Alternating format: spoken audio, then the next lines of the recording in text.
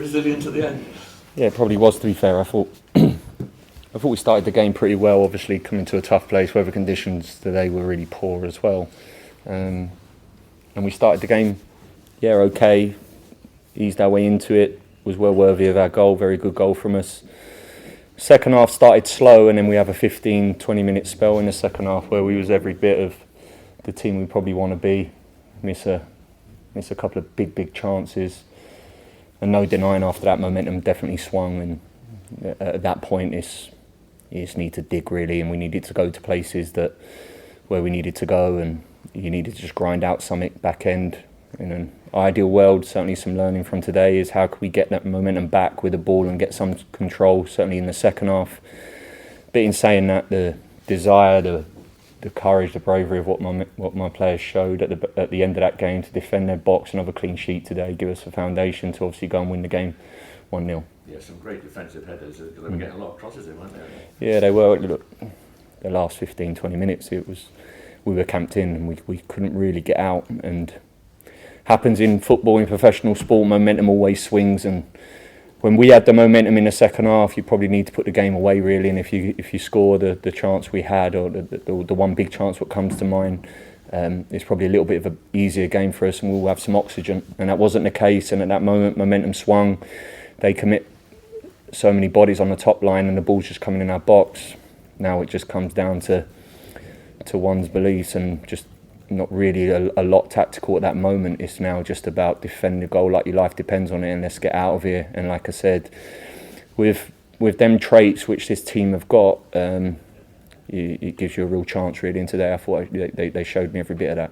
Was there an element of relief at the final whistle, would you say? The relief, because obviously it's 3 points away from home, 12:30 kickoff after coming away from an international break where 3 or 4 are travelling all around the world. And obviously an early kickoff with difficult place conditions as well come into that as well. So of course there was relief, and certainly how the game was back end, it was one which we needed to just get out of. They felt they should have had a penalty for handball. Did you get a clear view of it? I've not really seen it, to be quite honest with you. So at live, when I'm watching on touchline, I didn't think it. I mean, the ball looks like it's just going to run out of play, but the ball was skidding around, wasn't it? Yeah. The only thing you could say is maybe his arm was out, but the ball was skidding quite quickly. Yeah, and like I said, I didn't really see it to be able to really make a judgment on it. And was the chance you talked about, the big chance that was missed, was that a great save or a poor finish? Poor finish, probably. I think that's fair to say. But a lot of work's gone in at this present moment in time. Both goals. Certainly the first one is what we're working on. I think it's been very clear we need to be more of a threat, certainly in our forward play. The goal today was everything off the training ground in terms of what we've been trying to execute, and the second goal was exactly that as well. It's a shame that we obviously didn't put that in, but we'll keep nudging along on that. You know the ovation Josh Brownhill got from the home fans when he went off. How important is he to you, and how good was he today? Yeah, he's vitally important for us. I mean, he's been vitally important since I've walked in here. Really, unbelievable professional first and foremost, diligent, understands the game. Not a very clever player that probably don't need a lot of time being around me, because he understands it really, and he's been a driving force for us. So yeah, he's vitally important. Cheers, mate. Han Nasenga came on late, obviously, before I used to play here. Just intrigued what you make of him. Obviously he's not played much since he moved to Burnley. I just wonder what you think of him as a player and what you see his career trajectory like. Yeah, he's a very good player. I was very familiar with Noah when I was manager of Fulham and Bournemouth, obviously, when I used to play against him, so always really liked him. He's had a bit of a tough time, and at this present moment in time probably lacked a few game minutes. Again, unbelievable human being, in pure professional. Wouldn't realise in terms of a lack of game time, you wouldn't see any change of behaviours or habits in how he trains daily. And yeah, hopefully he can try and get some minutes. He's come off the back of an injury. He has only really trained the last 3 days, so bringing him into that environment at that moment when I brought him in really said a lot about him, because that was a tough game to come into, certainly with his circumstances. Just in general, what do you make of Bristol City? I know Liam's got aspirations to push that top 6 this season. Do you think there's enough quality there? Yeah, good side. Yeah, definitely a really good side. Like I said, I don't know exactly what the numbers are, what the stats are, but I don't think it's the first game they've lost here at home. It's the first time they've lost. They've played some very good sides here. Leeds, I think, comes to mind. This will be a tough place for a lot of teams to come, really. So, yeah, really good side, really massive appreciation, and what Liam's doing, really. Scott, hi. Congratulations.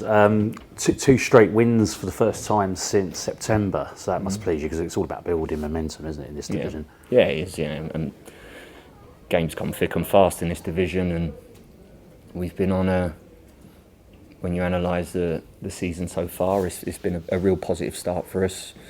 Of course, some more wins we would have liked, some games that we drew, which probably we would like to have been on the other end of.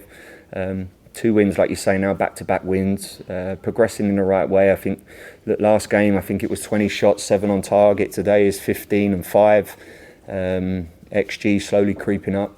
I think we're very clear in where we need to improve, and we're working tirelessly to try and keep improving that.